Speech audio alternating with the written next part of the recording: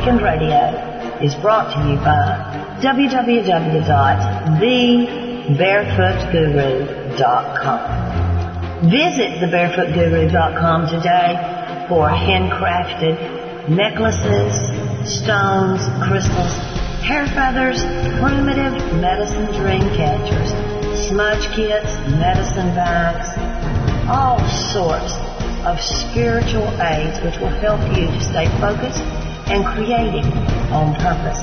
You'll also find a journey back to self and how to thrive in a survival mindset world. Signed copies by the author, Donna Devane. All of this is at www.thebarefootguru.com. All purchases of all items found at thebarefootguru.com support Awakened Radio and help us to grow, to enhance your experience, and to reach more people with the message that together we can do more than survive. We can thrive. We have purple, passionate people power at this radio station, and we carry that energy through to our station, advertiser, and sponsor, www.thebarefootguru.com. Check it out today. Thank you so much. Walk in peace.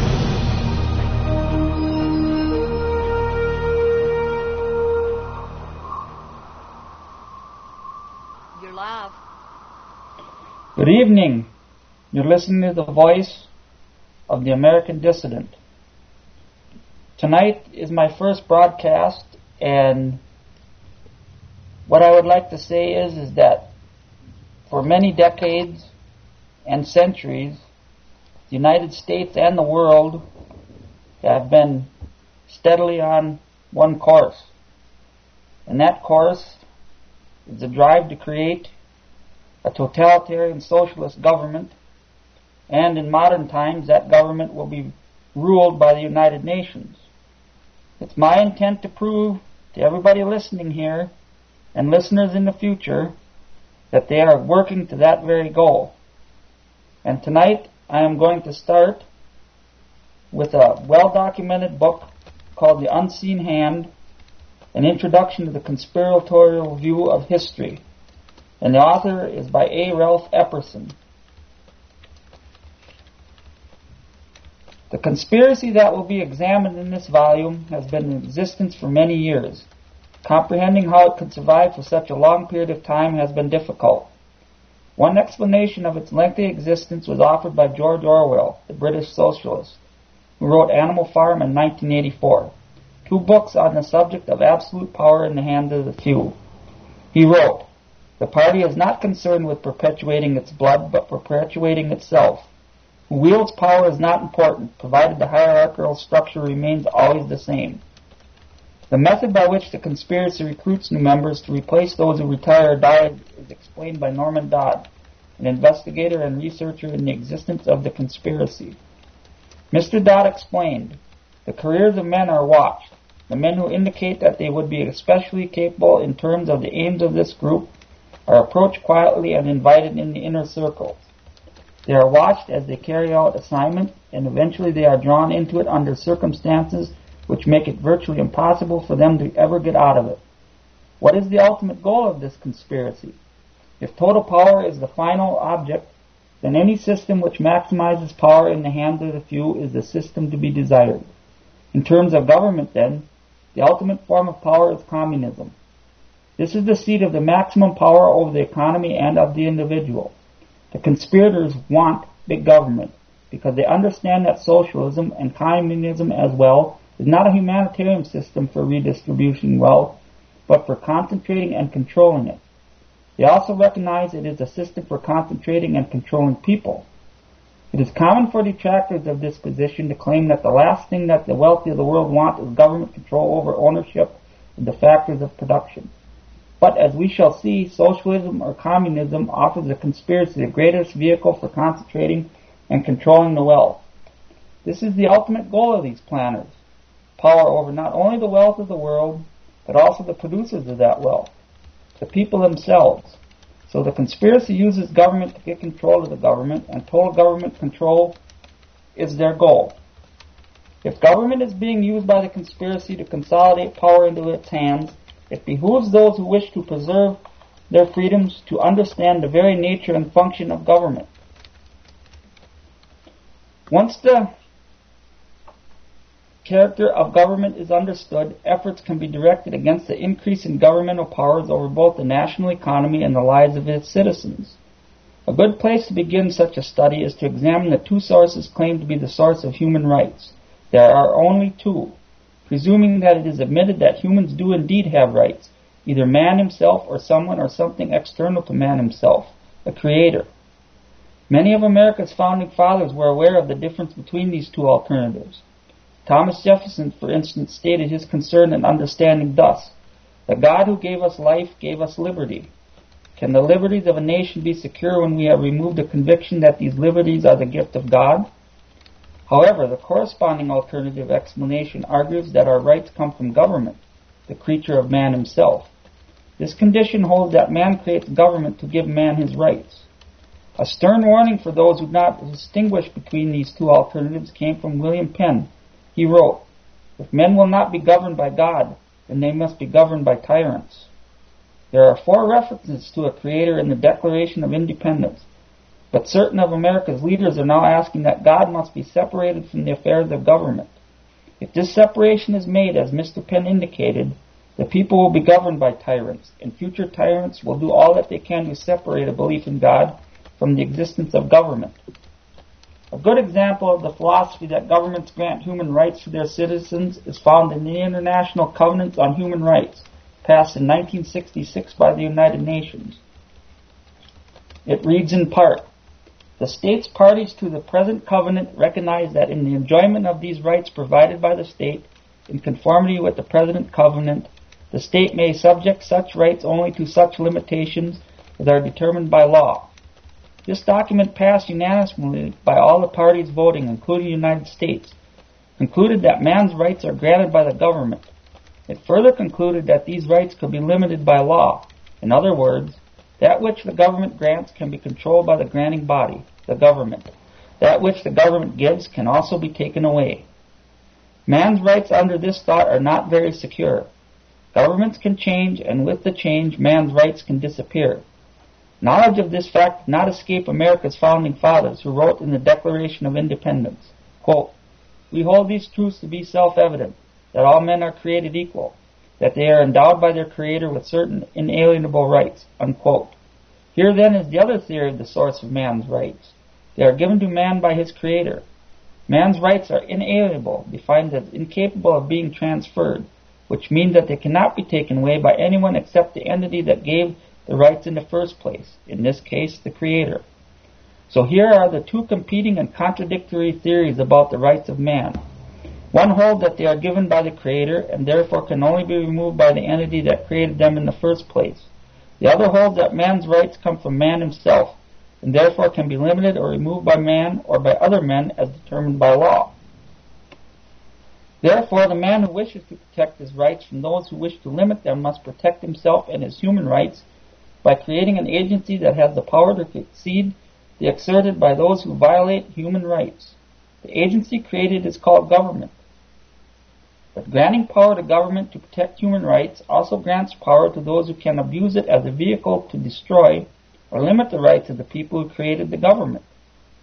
Those who wrote the Constitution realized that this tendency existed when they wrote the Bill of Rights. The first 10 amendments to the Constitution. The purpose of these amendments is to restrict the power of the government to violate the rights of the citizens of the nation. The Founding Fathers wrote these restrictions with phrases like, "Congress shall pass no law. The right of the people shall not be infringed. No person shall be deprived. The accused shall enjoy the right." Notice that these are not restrictions on human rights, but are restrictions on the activities of governments. If rights are granted by the creator of those rights, what are rights granted by government? It becomes important to distinguish between a right and a privilege by defining these two terms. A right is a freedom to act morally without asking permission. A privilege is a freedom to act morally, but only after permission has been granted by some governmental entity. Perhaps a good illustration of the misuse of human rights occurred during World War II, when the German government, acting through its leader Adolf Hitler, decided that certain of the people did not have the right to life, and decrees were issued to exterminate those who the government felt had no human rights. The right to life, then, granted to each individual by his creator, no longer was a right in Germany. It had become a privilege. Man lived by permission of the government, which had the power to limit and even curtail the human right to life. The human rights that the individual wishes to protect are simple in nature and include the right to life, liberty, and property.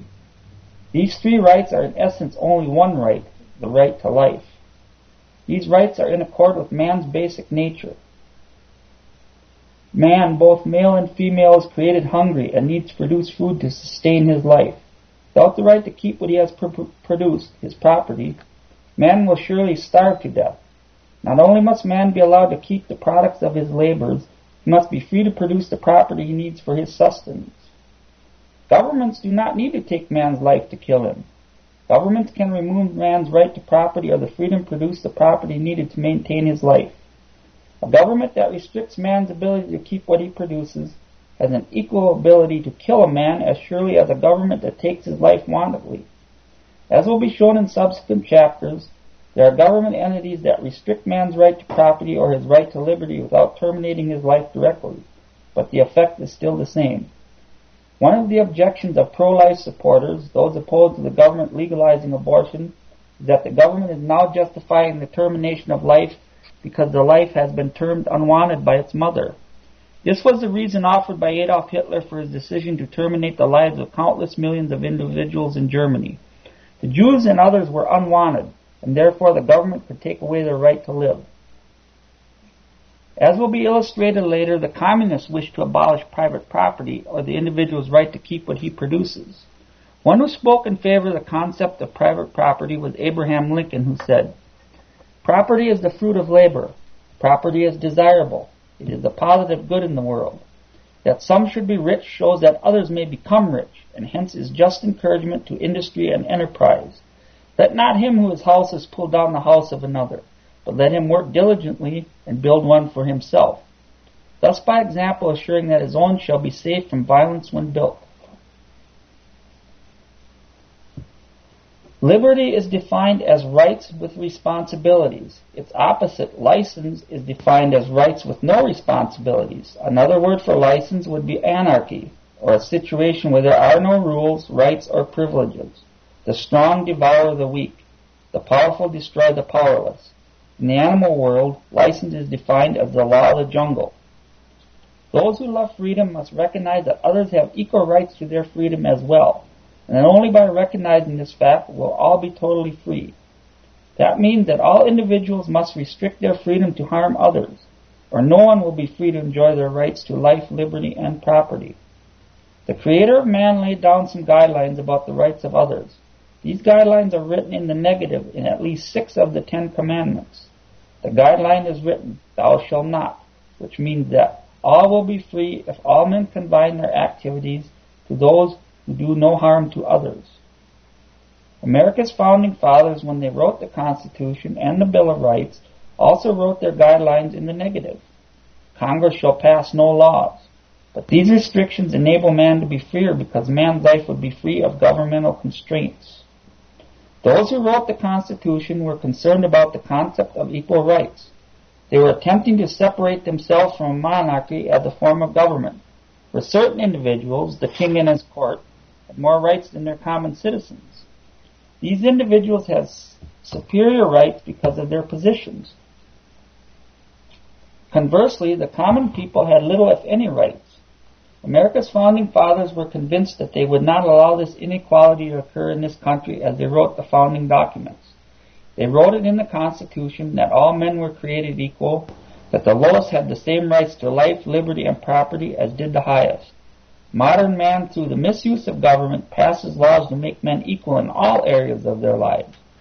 This obvious misunderstanding of man's nature has caused much grief as long as man has been attempting to create government. The solitary man, alone in his environment, need not concern himself with rights and the need to create government to protect those rights. No one exists to plunder his goods or take his life. There is no need to protect his rights. They are secure. It is only when another individual or groups of individuals join him in his solitary existence that concerns about his rights become important. Each of the inhabitants has an equal right to life, liberty, and property.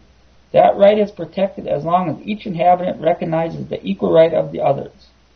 No individual, nor any group of individuals, has the right to take the life, liberty, or property of another individual or group of individuals. There is no question that any individual or group of individuals has the ability to violate the rights of any individual. The question being discussed here is whether or not the violator has the right to do so. If each individual has the right to his life, liberty, and property, and no one has the right to take these rights, then it follows that man must have the right to protect his rights. This right is called the right to self-defense. Each individual has the right in equal proportion to any other individual. If each individual has the right to self-defense and each has it equally, then each individual has the right to pool his individual right with others so that all can protect their rights from those who continue to violate all of their rights at the same time. In other words, if each has the right individually, then all have the right collectively. Such collective poolings of individual rights to self-defense are called governments. Men create governments when they pool their individual rights to self-defense to create an agency that has the collective right to protect both the individual and the collective body of individuals. Men can only grant to government those rights they themselves have. If an individual does not have a right, it is not possible for that individual to grant that right to government. Government can only have these rights that each individual has. These truths about human rights can be best illustrated by a brief and simple economic model based upon two assumptions about human nature. 1, all people consume equally, and 2, all people produce unequally. Assumption number 1 is not an absolute. Obviously, since not all people consume exactly the same, basically this statement is correct.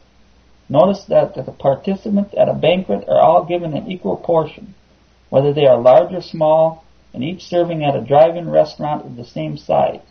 So for the sake of this discussion, it will be assumed that all people pretty well consume equally. Such is not the case with assumption number 2. Each person, if given equal opportunity to produce his sustenance, would produce unequally. Some would produce more than others. Generally, the young, the energetic, and the skilled would produce more than the old, the lazy, and the unskilled. The well would produce more than the infirm, but each would consume about the same. This means that some individuals produce more than they consume, while others consume more than they produce. The author has constructed an economic model that will illustrate the validity of the concept of private property based upon these two assumptions. There will be 7 individuals in this economic model who have grouped themselves together on an island. These individuals will have no outside interference from other individuals. Each individual herein identified by letter produces at an unequal rate and consumes at an equal rate. Hence, individual A, production 1200, consumption 500. Individual B, production 750, consumption 500. Individual C, production 600, consumption 500. Individual D, production 400, consumption 500. Individual E, production 300, consumption 500. Individual F, production 250, consumption 500. Individual G, production 0, consumption 500. The totals would be production 3,500 and consumption 3,500. In this economic model, individuals A, B, and C produce more than they consume. D, E, and F consume more than they produce, and G is completely dependent on the rest of the individuals present on the island. Individual G is willing but totally unable to produce. For the sake of this model, all individuals will be presumed to be functioning at their utmost capacity. There are no slackers. All are producing to their fullest extent possible. Also, there is no waste in this model. All goods produced are consumed. That means that some individuals produce a surplus, defined as an excess of production over consumption. This is also defined as wealth. And some individuals produce a deficit, defined as a shortage of production over consumption. This can be illustrated thus. Illustrate individual A, production 1200, surplus of 700, consumption of 500. Individual B, production of 750, surplus 250, consumption of 500. Individual C, production of 600, surplus of 100, and consumption of 500. Individual D, production of 400, no surplus, deficit 100, consumption of 500. Individual E, production of 300, no surplus, deficit of 200, and a consumption of 500. Individual F, a production of 250, a surplus of nothing, a deficit of 250, and a consumption of 500. Individual G, production of nothing, surplus of nothing, deficit of 500, and consumption of 500. Totals of production is 3,500, the surplus is 1,050, the deficit is 1,050, and the consumption is 3,500. The important thing to recognize is that certain individuals, in this case D, E, F, and G, are dependent in varying degrees upon the rest of the individuals in this model. In fact, individual G is completely dependent upon the rest of the individuals, because if the others didn't exist, individual G would surely die. A logical question to ask at this point would be whether individual G would have the right to prevent the others from leaving the island should they choose to do so.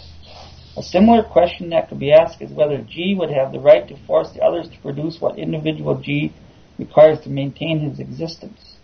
These are real questions for all governments and individuals to ponder, and as will be shown later, there are governments that have taken the position that individual G would have both the right to keep others within the environment and the right to force the others to produce for G's individual needs.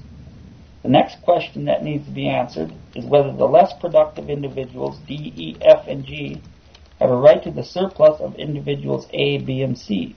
There are governments and individuals that believe that this is indeed a right, and that governments are created to make certain that their individual needs are met by distributing the surplus of the productive. These forms of government will be identified later. There are obviously two positions on the question of to whom the surplus belongs. Those who hold that private property rights grant them the right to keep their surplus are obviously in disagreement with those who hold that the surplus goods belong to those who do not produce them. There are only two methods by which the surplus of individuals A, B, and C can be divided, either with their consent or without it. Either the property belongs to those who produce or it doesn't. Presume that the four individuals, D, E, F, and G, ask A, B, and C to divide their surplus voluntarily, and the latter refuse. Does that refusal grant the right to D, E, F, and G to take the goods from them? If property rights have any meaning, the answer must surely be in the negative. Does the right to property include the right to protect it from the plundering act of those who come to take it by force? Does an individual have the right to protect his property against the acts of another individual? Does the individual have the right to protect his property against the acts of a group of individuals? Does the group have the right to protect their property against the acts of another group? Realizing that the property of the productive A, B, and C cannot be taken from them by force, it behooves the less productive to find another way to acquire the surplus. Presume that they develop a new strategy. They call a meeting to discuss the question of the surplus, and all 7 individuals attend. The question of how to handle the surplus is discussed and then acted upon, allowing the majority to decide how to divide the property. In this case, D, E, F, and G vote to divide the property equally, and A, B, and C vote against it. Do D, E, F, and G have the right to vote away the property rights of the minority? Does it make it right because all were given an equal opportunity to express their opinion? Does it make it right if they call the meeting a government? Does it make it right if the majority says that whatever the minority decides will be what the entirety will do? Does the minority have any rights? If the majority votes to take the minority's property, what is it called? It is called a democracy. Next, presume that the majority is able to create a government to take the surplus from the producers, and that the producers decide amongst themselves to only produce what they consume the next year. In this case, 500 units apiece. Would the minority have that right?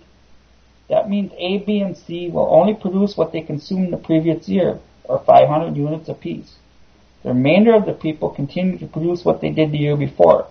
The figures for the second year will be as follows. Individual A, production of 500, consumption of 350. Individual B, production of 500, consumption of 350. Individual C, production of 500, consumption of 350. Individual D, production of 400, consumption of 350. Individual E, production of 300, consumption of 350. Individual F, production of 250, consumption of 350. Individual G, production of nothing and consumption of 350. The totals of production is 2450 and consumption is 2450. The surplus and deficits become: in individual A, production of 500, surplus 150, consumption 350. Individual B, production of 500, a surplus of 150, consumption of 350. Individual C, production of 500, a surplus of 150, and a consumption of 350. Individual D, production of 400, surplus of 50, consumption of 350. Individual E, production of 300, a surplus of 0, a deficit of 50, and a consumption of 350. Individual F, production of 250, a surplus of 0, a deficit of 100, a consumption of 350. Individual G, production of 0, a surplus of 0, a deficit of 350, and consumption of 350. And the totals for production are 2450, the surplus is 500, the deficit is 500, and the consumption is 2450. Notice that the total production dropped from 3,500 units to 2,450 units, a drop of 1,050 units. Each individual share also decreased as well from 500 units per person to 350. Now does the majority have the right to force the minority to produce up to last year's productivity? Even if the majority tried, would the minority produce up to the standard that the majority expected of them? Will the use of force make them produce? Last, would the majority have the right to keep A, B, and C in the workplace should they choose to leave it? Would they have the right to build a wall around the environment to make certain that they did not leave? Certain socialists in today's world have taken just that position. Iron and bamboo curtains are the result of the majority's realization, or at least of the realization of the ruling class claiming to act on behalf of the majority, that they need the productive talent of the minority, and because of this needed production, the majority builds walls to keep the minority inside. What then should be the incentive to encourage production? Should it be the incentive of the government, which equals fear, or the incentive of the marketplace, which equals profit? The key to production is the incentive of the marketplace, the right to keep what is produced, the right to private property, the right of the individual to better his life by producing more than he consumes and to keep what he produces. The economic model has many illustrations in the world today.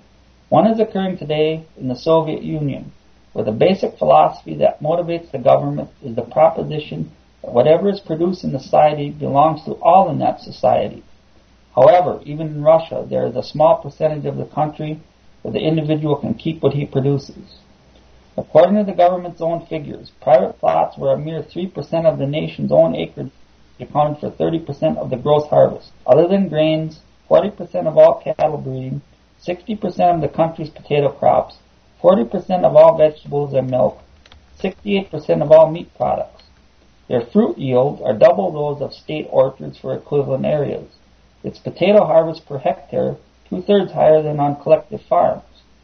Even in grain, which is a very minor element in the private sector, it produces 1/3 more per sown unit than an average socialized farm. Why is just a small percentage of cultivated land area able to outproduce the remainder? It is because the producers can keep what they produce. The producer has the right to private property.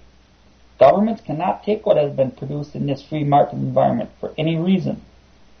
People who are allowed to keep what they have produced will always outproduce those who have their production taken from them for the benefit of society. And no one can force that producer to equal his peak production in a free market. Even in communist China has discovered the truth of this proposition. According to an article in Time magazine on the Juntan Brigade, it is here that China allows the workers to keep for themselves all the produce over the government set quota. The brigade's leader is quoted as saying, All the peasants feel happy. They work twice as hard as they used to because they know that if they work harder, they can make more money. The article cited the results of China's experiment. Jeff, can we take a break now? Yeah. Okay, you missed my cue, but that's okay. First time. We'll be back right after this message, everybody.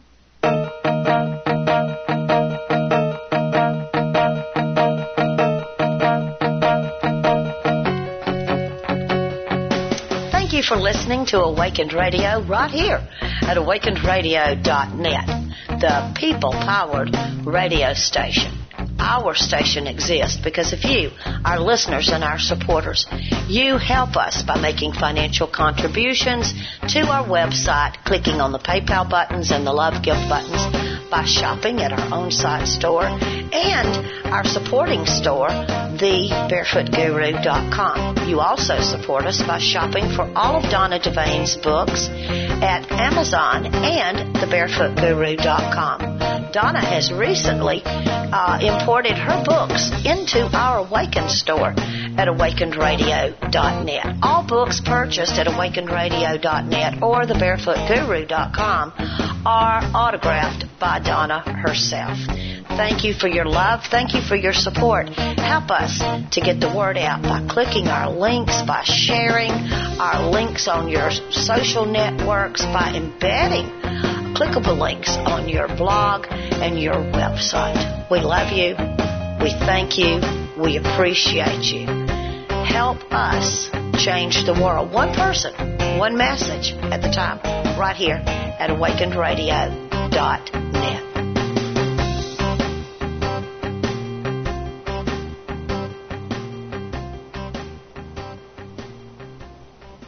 And we are back, The American Dissident, and we'll continue with our discussion of the book, The Unseen Hand, an introduction to the conspiratorial view of history. The article cited the results of China's experiment with the right to private property. Its per-person annual revenue of $201 is well above the national rural average of only $91. But even with these glaring examples of the wisdom of the right to private property, there are still those who wish to challenge this premise. One, for instance, is Nicole Salinger, who is quoted as saying, "In France and some other countries it is being proposed that there be a specified differential between the lowest paid worker and the highest paid executive." Another noted American economist, John Kenneth Galbraith, also wanted to limit man's rewards for his productivity. Sooner or later there will probably be some such rule. If a full-time assembly line worker in the United States got $12,000 a year, then the top executive would have a ceiling, say 5 times as much, or $60,000. That is a living wage. If the top executives of the nation were earning more than Mr. Galbraith or some government bureaucrat felt they should be earning, their wages would be reduced by some governmental edict. One can only wonder what Mr. Galbraith would do if any individual having his wages cut wished to leave his position because he felt he wasn't being rewarded adequately, especially if he were in a specialized field where only he had the experience or ability to perform the job. Perhaps Mr. Galbraith would use the force of government to require that he stay. Another question unanswered by Mr. Galbraith is the question of what he would do if no one wanted to perform the job because no one felt the salary was adequate. But Salinger and Galbraith and his economic model have not adequately answered the question of just how the society provides for individual G who is unable to provide for himself. Basically, there are only 2 ways for the society to satisfy this individual's basic needs. Either method takes the surplus produced by the more productive individuals in the society and divides it. Either 1, voluntarily, or number 2, coercively. In other words, the society can either steal the surplus or they can ask the producers to share it voluntarily with the less productive. Sharing a surplus voluntarily is called charity. Sharing it through the use of force is called welfare. Just imagine the public outcry should one of America's charitable institutions choose to collect their needed revenues through the use of coercion. Our needs are more than what you wish to give voluntarily. We will take what we need. Every person so wronged could expect that the force of government would be used to require the charitable institution to return the stolen property. That is one of the functions of government, to right a wrong such as the taking of property by force. Returning to the 7 individual economic model, what is it called when D, E, F, and G join together to violently take the property of A, B, and C? It is called stealing. In each group, A, B, and C, and D, E, F, and G were separate nations, and the latter came to take the former's property by force. The action would be called a war.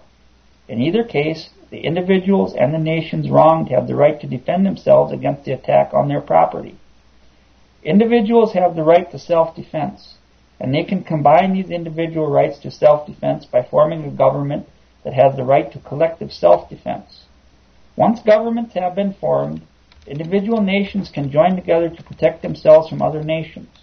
These nations have the right to hire individuals, called soldiers, to assist in defense of the nation, just as individuals have the right to protect their life and liberty by hiring a bodyguard.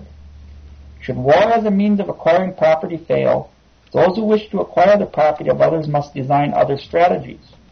One method that was devised was the use of the majority vote, already discussed. The use of a democracy is another method of taking property away from the minority under the guise of whatever excuse the minority would accept as valid. Notice that in such questions as are decided by majority vote, that whatever the majority decides is what the entirety gets. Notice that there is no question as to whether or not the majority wants it's right or wrong. The majority rules. However, the question should never be who is right, but what is right. Just because a majority decides what the action to be taken is, it does not necessarily follow the action to be taken is correct. Notice that there are no minority rights in a true democracy. The majority rules. Notice that if the government, in the name of the majority, decide to grant privileges just to a minority, then the majority must give up its rights. Majorities do not determine right and wrong. Right is right to everyone votes against it, and wrong is wrong to all but God favor it. Next, presume that the majority legitimizes its vote by declaring that they have created a government, and that all are bound to obey the decisions of the majority. Is it proper to ask the inevitable question, where did the majority get this right? People can only give to government those rights that they themselves have. Does an individual have the right to take from another? Do 2 individuals have the right to take from another group of individuals? Do 3 individuals have the right? Do a grouping of individuals, when acting in concert, have the right? Can a group of individuals get together, call themselves a government, and then grant that government a right that they themselves do not have, even if that group is a majority? Can man change the commandment taken from the 10 Commandments that reads, "Thou shalt not steal," and convert it to, "Thou shalt not steal except by majority vote"? Or 2, "Thou shalt not steal except that portion of thy neighbor's wealth which exceeds thine own"? Taking the property of another, no matter what the motive, is called stealing. No matter whether an individual or group of individuals acting through an agency they call government commits the crime. Another word for stealing is plunder, and when governments legitimize the taking of another's property, it is called legal plunder. What happens when a government legalizes stealing? I have long been convinced that institutions purely democratic must sooner or later destroy liberty or civilization, or both. How does this happen? The adoption of democracy is fatal to good government, to liberty, to law and order, to respect for authority, and to religion, and must produce chaos from which a new world tyranny will arise. Can you never have a revolution in order to establish a democracy? You must have a democracy in order to have a revolution. Is there any form of government that protects minority rights, or majority rights for that matter, if democracies are unable to do so? Those who created the American government believed that there were indeed ways to accomplish this vital protection. They wrote in the Declaration of Independence, "We hold these truths to be self-evident, that all men are created equal, that they are endowed by their Creator with certain inalienable rights, that among these are life, liberty, and the pursuit of happiness, that to secure these rights, governments are instituted among men." There are indeed some self-evident truths in that short paragraph, and America's founding fathers were quite aware of them. One of these was the proposition that men were created equal, but were not equal. This means that men have equal access to their rights to life, liberty, and property, no matter what their social status, their color, their nationality, their sex, or their religion. It did not mean that all men were equal in ability or personal merit, and that property should be divided equally amongst them. This particular position was extremely important, as the Founding Fathers had come from a monarchy as a form of government where certain individuals, just because of their position or social status, had superior rights to those born of common stock. It is quite apparent that the Founding Fathers were attempting to limit this concept of their European nobility. Another self-evident truth in that paragraph was the recognition that man's rights were inalienable, which meant that other men or other governments could not tamper with them. The Founding Fathers attempted to define what these human rights were: the right to life, liberty, and the pursuit of happiness. They recognized that these were not the only rights of men, but these were amongst others. And lastly, that man creates governments to protect these inalienable rights. James Madison has been quoted as saying that government is instituted to protect property of every sort. This being the end of government, that alone is a just government, which impartially secures to every man whatever is his own. That it is not a just government where property is violated by seizures of one class of citizens for the service of the rest. Two other examples of the concern about the rights of man can be found in the Virginia Bill of Rights, adopted on June 12, 1776, and the Alabama Constitution. Article 1 of the Virginia Bill of Rights states that all men are by nature equally free and independent, and have certain inherent rights, of which, when they enter into a state of society, they cannot by any compact deprive or divest their posterity, namely the enjoyment of life, liberty, which means the acquiring and possessing of property, and pursuing and obtaining happiness and safety. Article 1 of the Alabama Constitution reads in part, that the sole object and only legitimate end of government is to protect the citizen in the enjoyment of life, liberty, and property. And when the government assumes other function, it is usurpation and oppression. Since government is the accumulation of individual rights to use force in the protection of individual or collective rights to life, liberty, and property, great care should be exercised in the granting of power to the government. The question is always just how much power can be granted to government before it, in itself, becomes an enemy of human rights. George Washington addressed this problem when he stated, "Government is not reason, it is not eloquence, it is force, and like fire, it is a dangerous servant and a fearful master." President Washington likened the power of government to the power of fire. Both were useful and necessary, but both had the power to destroy. Both were dangerous to the individual. The homeowner anxious to warm his house brings fire into the exterior walls, but builds a furnace wall around it so that it will not destroy his home. Obviously, the fire can be both beneficial and dangerous, and man must learn its nature and protect himself against its consequences. Those who create government must design some structure to keep the government within its proper confines for exactly the same reason. Government also has the power to destroy not only the individual, but the entire nation as well. America's Founding Fathers attempted to contain the government's power to destroy the rights of the individual by use of the containing walls of the Constitution. This document was not intended to restrain the power of the people. It was intended to restrain the power of the government. Notice that government is restricted to the powers enumerated in the first three articles of the Constitution, those that define the powers of the legislative, the executive, and the judicial branches of the government. The purpose was to properly define the power of government to those enumerated and those alone. Parallel to the limitation of the powers in the Constitution to those enumerated specifically can be found in the property insurance field. There are two methods of insuring real and personal property. One, the named peril method, and two, the all-risk method. The former covers the property for damage by certain perils enumerated by the policy. For instance,